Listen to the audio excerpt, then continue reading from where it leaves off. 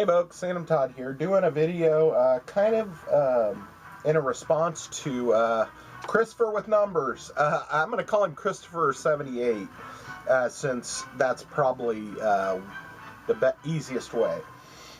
He did a video because I've done some of the collecting videos about why we collect or stuff that we might buy and put on the shelf that we might not use, and he did a bit of a video on some of the controllers he's collected, and he's got a nice controller collection. He's got a lot of first-party controllers that are, you know, very nice, and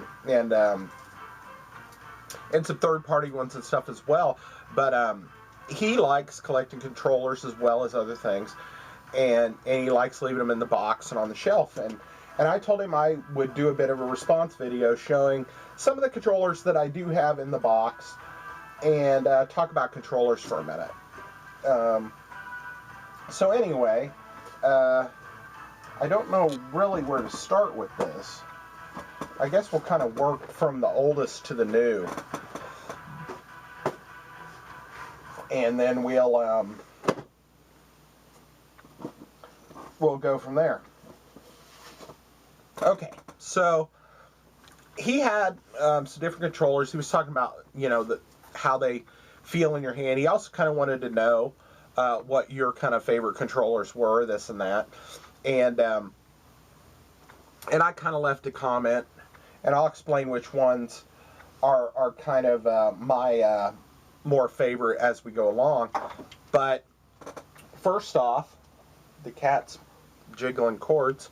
I thought I'd show the only sealed controller I have. Now, this doesn't mean that a couple of these other ones aren't brand new, but this one's brand new and sealed, and that is a NES Max. And I got this at the Vintage Stock in Lee Summit a while back, and I think I paid about $20 for it, which when these came out brand new, they were $20, I remember. And I remember when my cousin bought one of these. That little red disc thing in the middle is almost impossible to play with, but if you use the black edge for the directional pad, this became my favorite controller for the Nintendo. This one is factory sealed. You can kind of see the H seal across the back on it. It's not really peeling anywhere. This corner is a little loose. It could come unraveled if I mess with it too much. So I've never taken this out of the box. So it is brand new, sealed in the box. Now I don't know if this is the original. I'm trying to look at it. Original. It says 1990. So it might be the original box, or whether this is one that came out at a later date, and then I never really looked at the difference in the boxes or anything. So, but I had to have this when I saw it, and that it was still sealed. I was like, oh, I gotta have that. And originally when I bought it, I planned on opening it, but I never have, because I have a loose NES Max, and I was just like, well, you know, and we discussed that one, how it's got a chip out of it, so I know it's my original one, and I think I might even have two loose ones, so there's really no reason to take it out of the box. So this is one of my more treasured controllers. And we talked about this one. I'll just show it again real briefly. This kind of goes out of order, so much for me saying I was going to do things in order. But the Chun-Li controller for the PS2. They also made these for the Xbox, and there were a bunch of different Street Fighter characters. I remember seeing the Guile one as well as the Ken and Ryu ones. I'm not sure exactly how many of them they made, but it's pretty cool. Like I said, it bubbled a little bit along this edge, but it's not horrible. And on the back here, it shows what the sticker looks like when you move it back and forth like this. It's got the foil PlayStation logo on it. I've never taken this controller out of the box, ever. So it is new and sealed, because I've never taken it out. So it's still got the stickers holding it shut on the sides, and tape holding it shut. Most of the other controllers that I have here have been out of the box at one point, except these. So now these I bought used, but I had to buy them. I had to buy them because they were in box, so they don't have the little instructions or whatever that might have come with them. But when I saw this one, I was like, oh, I gotta get this. But it's a Sega Genesis in the original black box, the 3-button controller, and the one on the box has the red buttons and the red directional arrows on it. And a lot of the ones that came with the system and stuff did not have the red arrows. Now, when I bought this, it did not have... It had a controller in it, and it had this bag in it, but it did not have the one with the red directional arrows and the red buttons. But I knew I had one, so I dug through all of my controllers, and I found one that had the red letters on the buttons and the red directional arrows on the directional pad, and I put it in the box. There is no directions, like I said, with it, and it is not the original controller that came with this box. And I don't think the one that was in it was original. Will you quit it?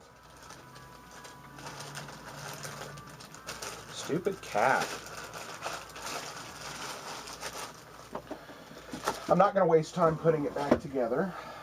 The next one I picked up, or have in box, and the Sega Genesis controllers, let's go ahead and discuss this while we're here.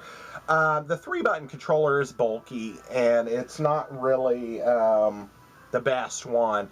I actually have one that's like a turbo controller, but for some reason it's got like a super short cord. I mean, I swear the cord's only about 2.5 or 3 feet long, and that's it. But my favorite of the Genesis first-party controllers was the ones that came out for the Model 2. They're a little bit bigger than the ones that they released later on with the Model 3. They had all 6 buttons on the front. They also had that mode button on the top, which I never understood what the hell the mode button was. I swear this cat wants me to squirt it with a squirt bottle. And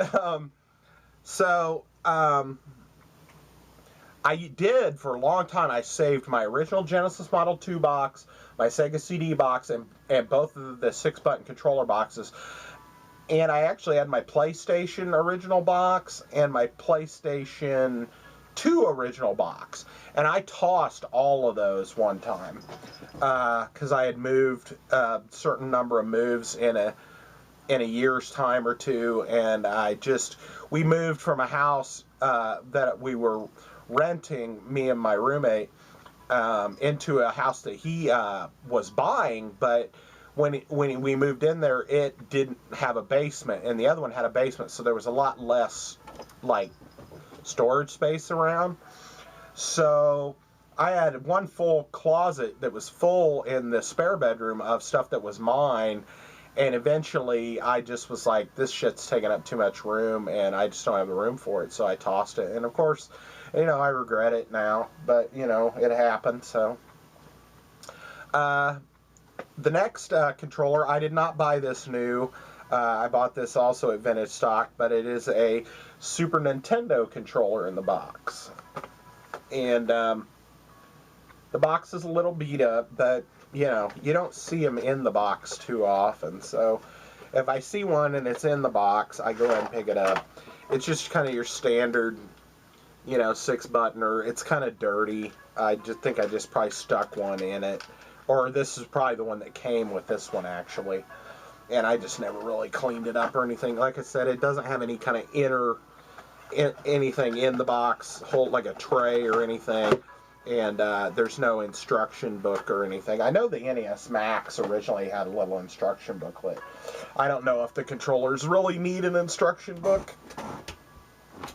The Super Nintendo controller, they really didn't come out with a bunch of different versions of it.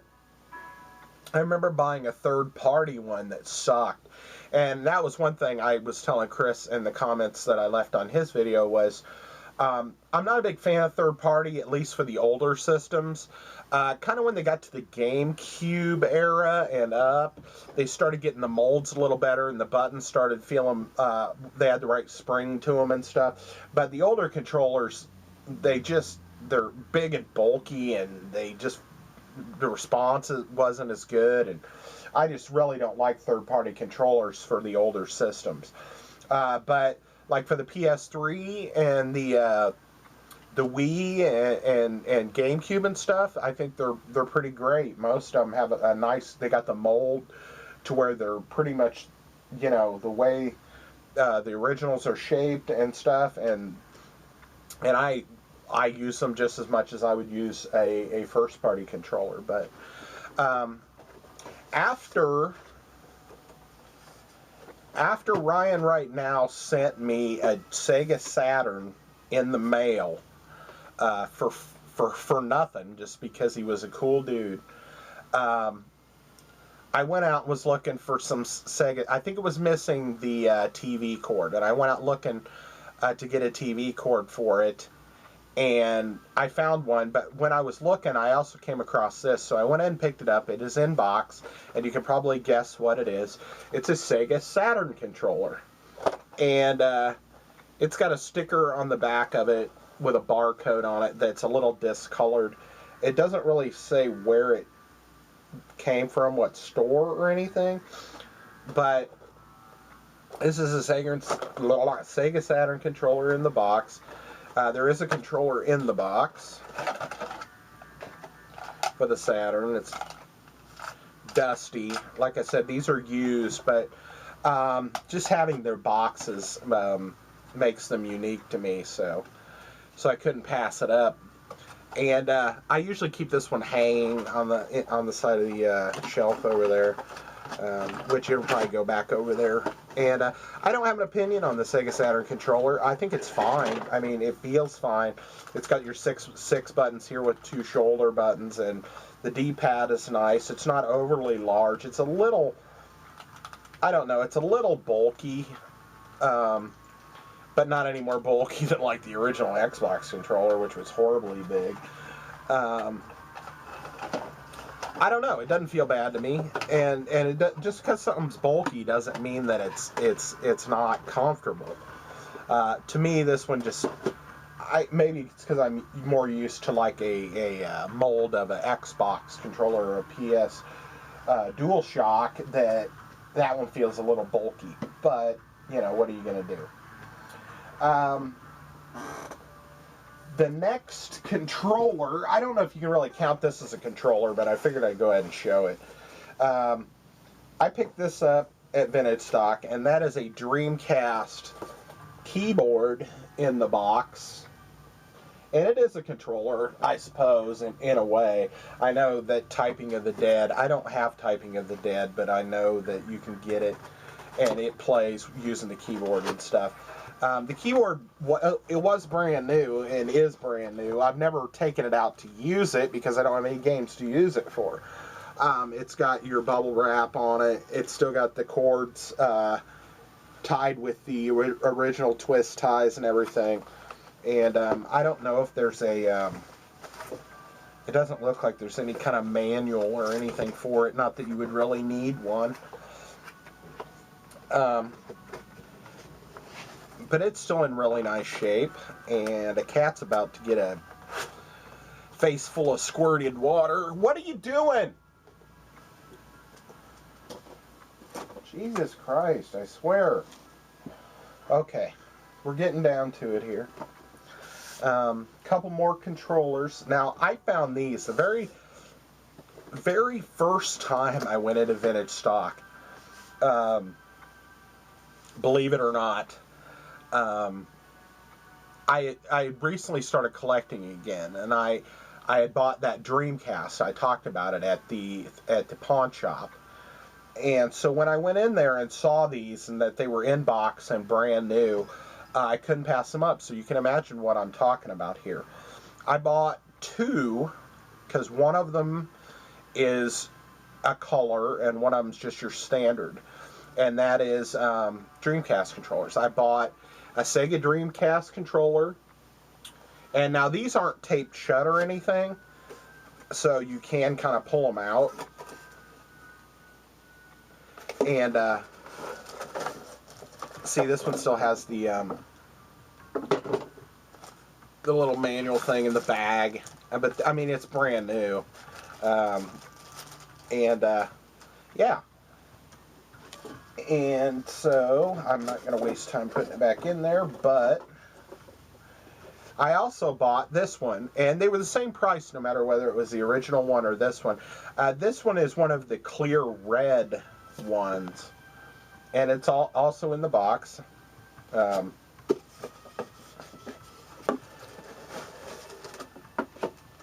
As you can see, it's still sealed in the bag. It's got a twisty on it. It's got little, like, foam thing over the end that plugs into the system.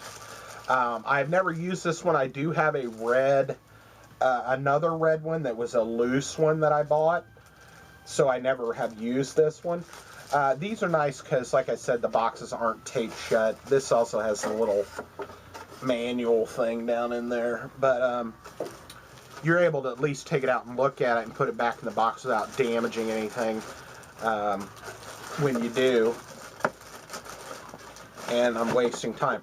But I told Chris that I thought this was one of my favorite controllers. And yeah, it's a little bit bulky. But what did I do with that one? Oh, there it is. Hold on. Instead of unbagging the other one, I'll figure I'll just show one of these. The Dreamcast controller is a little bit bulky, but actually in your hands holding it like this, it feels pretty nice. And it's got your 4 buttons here, your 2 shoulder buttons, and your thumb sits right on the directional pad, or right on the analog stick. Directional pad down here. It's not too crazy. The only thing most people have thought was funny is that it's got the cord coming out of what they consider the bottom. And the reason why that is because the Rumble Pack, which actually doesn't need batteries, snaps in up here, and also the VMU unit, which you buy, and these hold your games and stuff. Some of them have little mini games you can load onto them, but they plug right into the top, and then your little screen is here. But what you do, and most people know this if you're a Dreamcast person, the cord it has a little thing here where you actually just snap the cord this way into it. So it does actually run out of the top if you do it like this. I hardly ever snap it into that thing. I usually just let it fall out of the bottom because it really doesn't matter, I mean, in my opinion. But this was one of the most unique and one of my favorite controllers that I've ever seen, and mainly because it's got this little VMU screen, and on certain games it'll have like the logo of the game, or it'll have different things. And I know in the Resident Evil game you can check your health on the screens, but also it'll show a heartbeat monitor thing here, and you can tell how beat up your character is because the heartbeat monitor will show, it being really active or just barely, moving. And so you can tell right here, what's going on. And I just always, when I found this and I found that little screen on there and everything, there's something about this that I love this controller. And I don't even play a lot of Dreamcast, but it's got the 4 different colored buttons, They made all these different ones that had different, that were clear but different. I don't have a yellow one. It's the only one, and evidently the yellow one's one of the hardest ones to find. But I have a green one, a blue one, a red one, a black one, normal color. I have the Sega Sports black, solid black ones. And I just think it's an awesome controller. So I would put this, as far as like retro consoles, probably at the top. You guys know I do not care for the N64 controller. I haven't really played enough GameCube to really have an opinion on the controller. I never understood why they had the big button and then the 2 or 3 littler buttons and then the one big huge button. And I thought the analog and the directional pad should have been flipped on it. So, you know, it's okay. The shoulder buttons are alright. I mean, it's just, I don't know. It feels like it's a wannabe frickin' controller. Wannabe PlayStation controller. So, yeah. I got a couple more here that are in the box. I put a couple of these back in the box because I'm just not using the systems as much as I was. And I still have the original controllers that came with the system, so I thought I'd put these back. Controllers, though, here's the deal. Controllers over the years have gotten more and more and more expensive. They used to be like $15 to $20, you know, and then they went up to like $25. And it seemed like when the PlayStation 1 came out and you had to buy, you only got one controller, so you basically had to buy another controller separate. That's when it seemed like the price started getting kind of high on controllers. And nowadays, you want to buy a DualShock 4 or you want to get a Xbox One controller, they're like $60 for a controller, you know, and it's like, I don't know why they're so damn expensive, but I rarely buy more than, I might buy one extra, you know, and my original, and that's it. I don't keep a whole lot of extra controllers. And that being said, these two here are ones that I bought for the PS3 and the 360.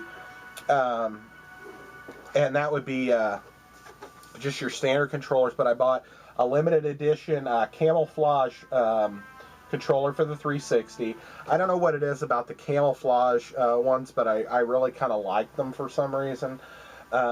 This one says special edition, you know, down at the bottom. I didn't buy it because of that. I just thought it looked cool.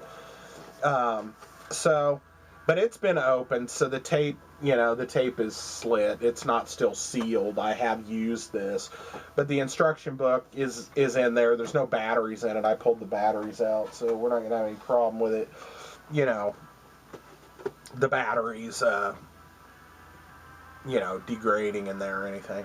And then a PS3 controller, also the same kind of deal. I have a camouflage DualShock 3 controller. And, yeah, so, anyway, I've taken this one out as well and played with it. Probably, overall, well, I'll go ahead and show this one too. After I picked up the Wii, I bought a few different Wii controllers. This one is a third-party controller. It's not a first-party controller. But I do have it in the box, and that is a Afterglow red controller for the Wii.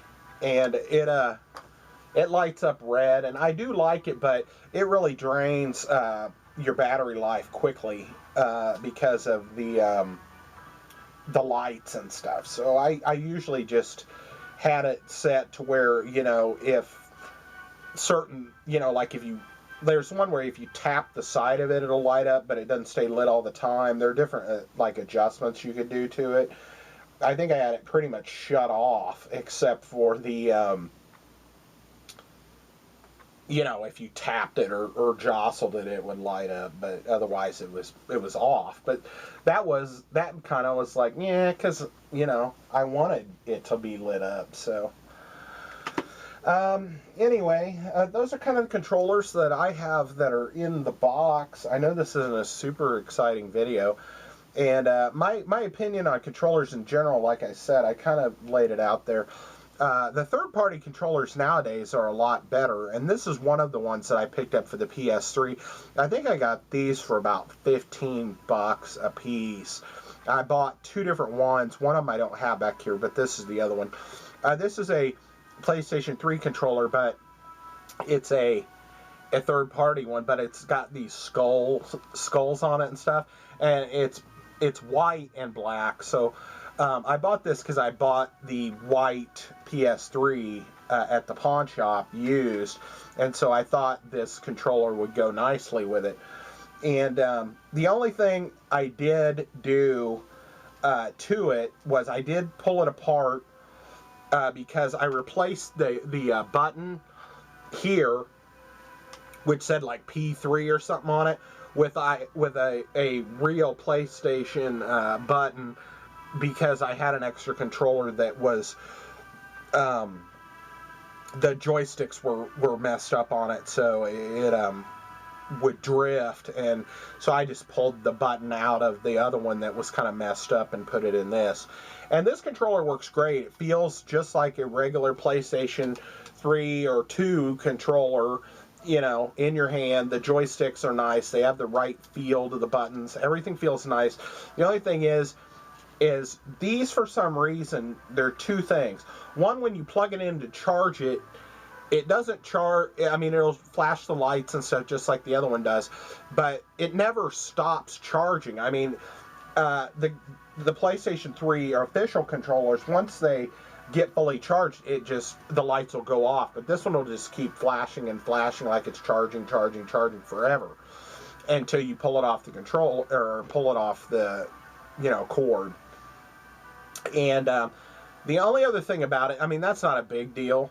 But the only other thing about it is, when you turn these on, even if you have the system set to power down the controller after like 10 or 15 minutes or whatever, these controllers only seem to stay on about 4 or 5 minutes, and then they shut off themselves.